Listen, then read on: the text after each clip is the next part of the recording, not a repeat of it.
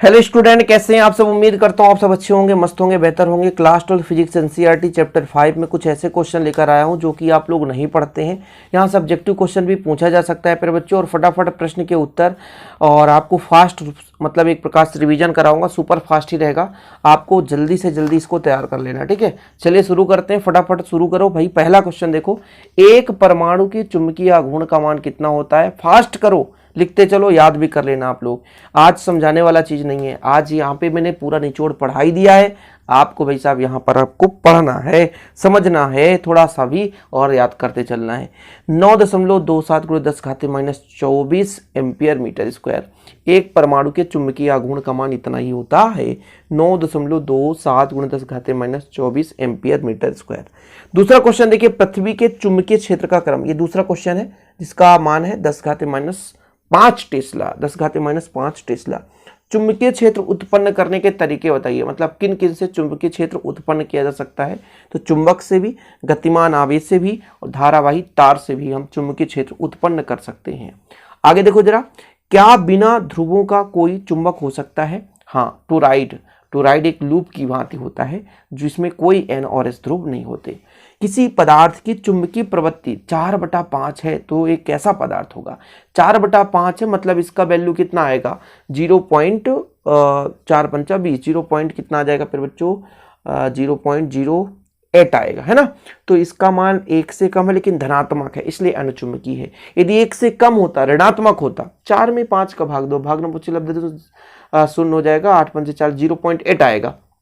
1 से कम और धनात्मक है तो अनुचुंबकीय, 1 से कम ऋणात्मक है तो फिर आपका हो जाएगा प्रतिचुंबकीय। जैसे अगला क्वेश्चन देखो जरा, किसी पदार्थ की चुंबकीय प्रवृत्ति -0.5 है तो ये प्रतिचुंबकीय है।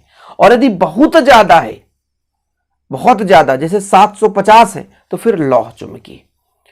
1 से कम धनात्मक तो अनुचुंबकीय, 1 से कम ऋणात्मक तो प्रतिचुंबकीय, 1 से अधिक या बहुत अधिक है तो फिर लौह चुंबकीय पदार्थ है। इतना याद रखना।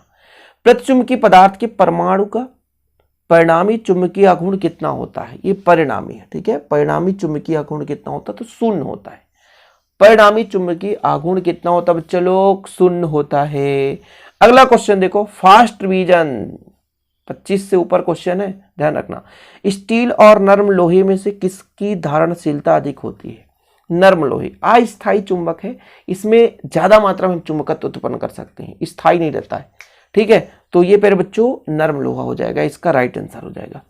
प्रतिचुंबकत्व, अनुचुंबकत्व और लौह चुंबकत्व में कौन सा गुण सभी पदार्थों में पाया जाता है। अरे, प्रतिचुंबकत्व, अनुचुंबकत्व और लौह चुंबकत्व में कौन सा गुण सभी पदार्थों में पाया जाता है। तो प्रतिचुंबकत्व का गुण सभी प्रकार के पदार्थों में पाया जाएगा, ठीक है। अगला क्वेश्चन, जब किसी चुंबक को ऊर्ध्वाधर रखा जाता है तो कितने उदासीन बिंदु प्राप्त होंगे। ऊर्ध्वाधर रखेंगे तो एक ही उदासीन बिंदु प्राप्त होता है।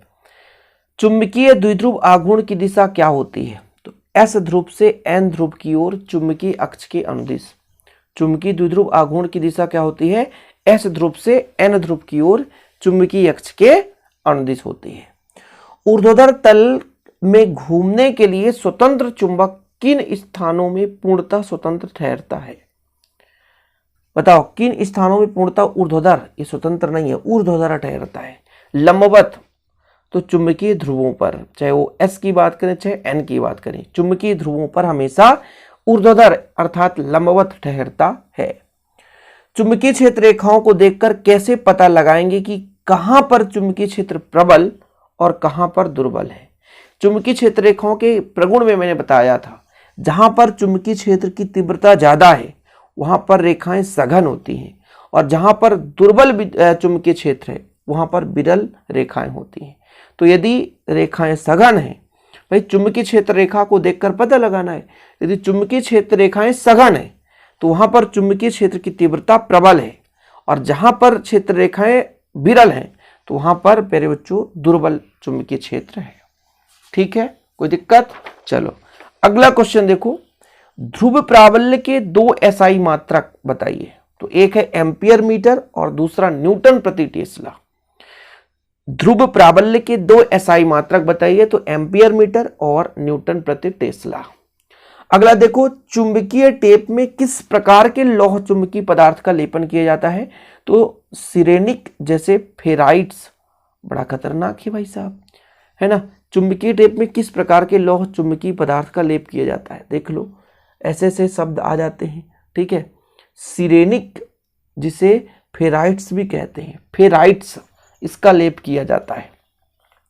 एक परमाणु विद्युत रूपेण उदासीन है, क्या इसका चुंबकीय आघूर्ण हो सकता है? बिल्कुल हाँ, ठीक है, भले वो उदासीन है लेकिन इसका आघूर्ण हो सकता है।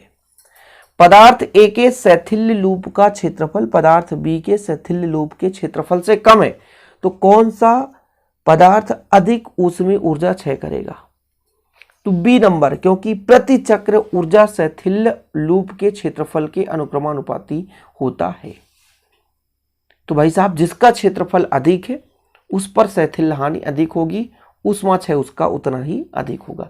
तो बी का क्षेत्रफल अधिक है, ए का क्षेत्रफल कम है, तो ए की शैथिल्य हानि कम होगी, बी पर शैथिल्य हानि अधिक होगी। आगे देखो, किन पदार्थों की आपेक्षिक चुंबकशीलता एक से अधिक होता है? एक से अधिक होता है भाई, जो लौह चुंबकीय और अनुचुंबकीय है इनकी चुंबकशीलता एक से अधिक होती है, लेकिन जो प्रति चुंबकीय पदार्थ है उनकी चुंबकशीलता एक से कम होती है। अनुचुंबकीय और लौह चुंबकीय दोनों की एक से अधिक, प्रति चुंबकीय पदार्थ की चुंबकशीलता एक से कम होती है। क्या लोहे की छड़ को चुंबकित करने पर उसकी लंबाई बढ़ जाती है? हाँ, क्योंकि अनुचुंबकन एक विशेष प्रकार की दिशा में संरेखित होते हैं, मतलब जैसे ही वो चुंबकित होता है तो एक विशेष दिशा में वो संरेखित होता है, इस कारण से भाई साहब उसकी लंबाई बढ़ सकती है। चलिए अगला क्वेश्चन देखते हैं। एक अनुचुंबकित पदार्थ को एक समान चुंबकीय क्षेत्र में रखने पर उस पर कितना बल आघूर्ण लगेगा? अचुंबकित है भाई साहब, एक अचुंबकित पदार्थ।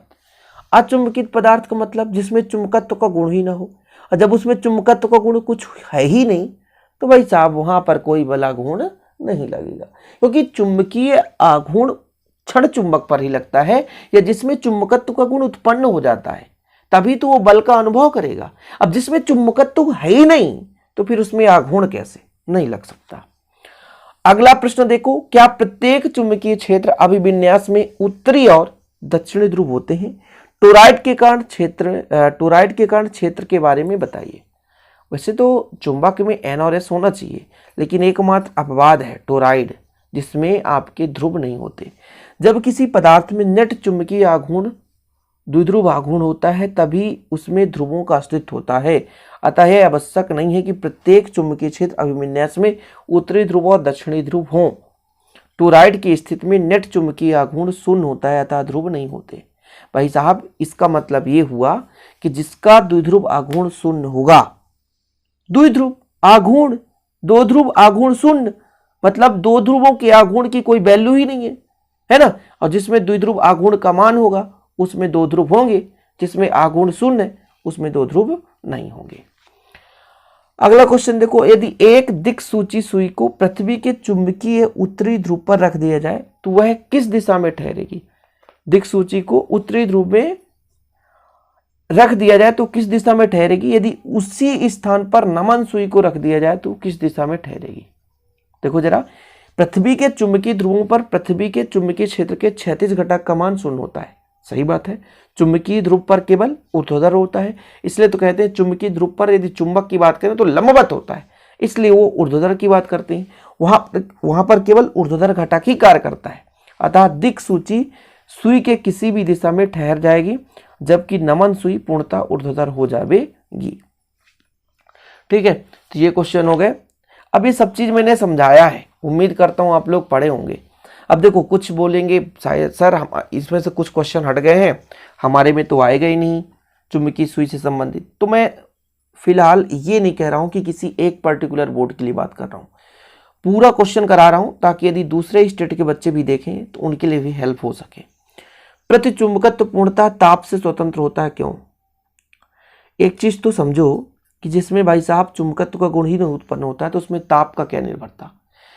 किसी भी चुंबक को गर्म करें तो चुंबकत्व का मान कम होता है, लेकिन जिसमें चुंबकत्व का गुण ही नहीं तो वो ताप से स्वतंत्र होता है। प्रतिचुंबकीय पदार्थ के किसी नमूने में प्रेरित चुंबकीय आघूर्ण सदैव चुंबककारी क्षेत्र के विपरीत दिशा में होता है, चाहे उसके अंदर ताप के कारण परमाणु की गति कुछ भी हो, अतः ताप का प्रतिचुंबकत्व पर कोई प्रभाव नहीं पड़ता। मतलब कहने का मतलब ये हुआ कि जैसे हम प्रतिचुंबकीय पदार्थ को किसी भी चुंबकीय क्षेत्र में लाते हैं, तो जब प्रबल चुंबकीय क्षेत्र में लाते हैं या प्रबल चुंबक के पास लाते हैं तो विपरीत दिशा में चुंबकत्व का कुछ गुण उत्पन्न होता है। तो तापमान बढ़ाएंगे तो अंदर कुछ भी होता रहे, एक लास्ट सिरे पे हो रहा है, इसलिए भाई ताप का प्रभाव नहीं पड़ता। क्या होगा यदि एक क्षण चुंबक को पिघलाया जाए, क्या चुंबकत्व बना रहे? तो भाई साहब एक निश्चित टेम्परेचर तक उसका चुंबकत्व बना रहता है।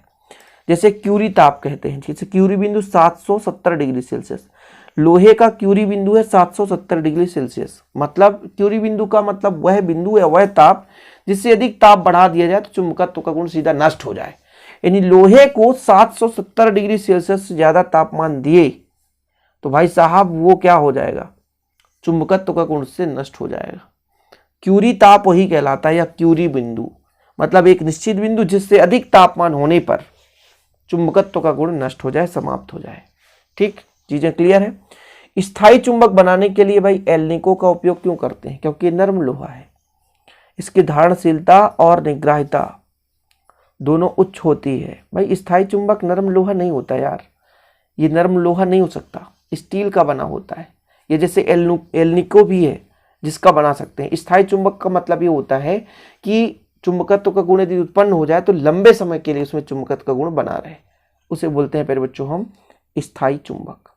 ठीक है, तो इसका कारण यह है कि ये इस मिश्र धातु की धारणशीलता और निग्राहिता दोनों उच्च होती है। निग्राहिता मतलब सुग्राहिता, कितना अधिक समय तक उसकी क्षमता है, ये उसकी निग्राहिता कहलाती है।